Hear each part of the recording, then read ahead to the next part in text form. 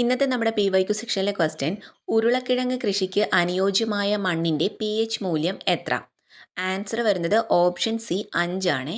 അപ്പോൾ നമുക്ക് pH മൂല്യത്തിനെ കുറിച്ചുള്ള കുറച്ച് പോയിന്റ്സ് ഒന്ന് നോക്കിപ്പോകാമേ. ഒരു വസ്തു ആസിഡ് സ്വഭാവമുള്ളതാണോ ആൽക്കലി സ്വഭാവമുള്ളതാണോ എന്ന് പരിശോധിച്ചറിയുന്നതിനുള്ള ഉപകരണമാണ് pH സ്കെയിൽ. ഈ pH സ്കെയിലിലെ വാല്യൂ ആണ് pH മൂല്യം എന്ന് പറയുന്നത്. pH സ്കെയിലിൽ രേഖപ്പെടുത്തിയിട്ടുള്ള മൂല്യം എത്രയൊക്കെയാണ്? 0 മുതൽ 14 വരെയാണ്. 0 മുതൽ 14 വരെയാണ് pH സ്കെയിലിൽ രേഖപ്പെടുത്തിയിട്ടുള്ള മൂല്യം. pH മൂല്യം 7ന് മുകളിലാണെങ്കിൽ ആൽക്കലി സ്വഭാവവും pH മൂല്യം 7ന് താഴെയാണെങ്കിൽ ആസിഡ് സ്വഭാവവും ഉണ്ടാകും. നിർവീര്യ വസ്തുവിൻ്റെ pH മൂല്യം 7 ആണ്. അതായത് ശുദ്ധജലം ഒരു നിർവീര്യ വസ്തുവാണ്. അപ്പോൾ ശുദ്ധജലത്തിൻ്റെ pH മൂല്യം എത്രയാണ്? 7. ഇനി നിർവീര്യ വസ്തുവിൻ്റെ pH മൂല്യം ചോദിച്ചാലും 7.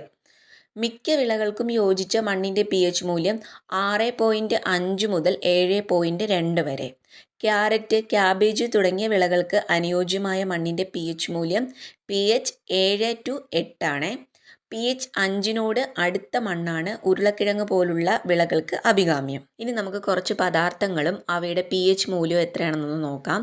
വിനാഗിരി 2.2, ചുണ്ണാമ്പ് വെള്ളം 12.3, നേർപ്പിച്ച ഹൈഡ്രോക്ലോറിക് ആസിഡ് 3.5, ജലം 7, അലക്കുകാര ലായനി 11.6, അമോണിയ ലായനി 14.0, പൊട്ടാസ്യം നൈട്രേറ്റ് ലായനി 7, സോഡിയം ക്ലോറൈഡ് ലായനി 7. അപ്പോൾ ഇന്നത്തെ വീഡിയോ യൂസ്ഫുൾ ആയിട്ടുണ്ടെങ്കിൽ ലൈക്ക് ചെയ്യാനും ഷെയർ ചെയ്യാനും കമൻറ്റ് ചെയ്യാനും മറക്കരുത്.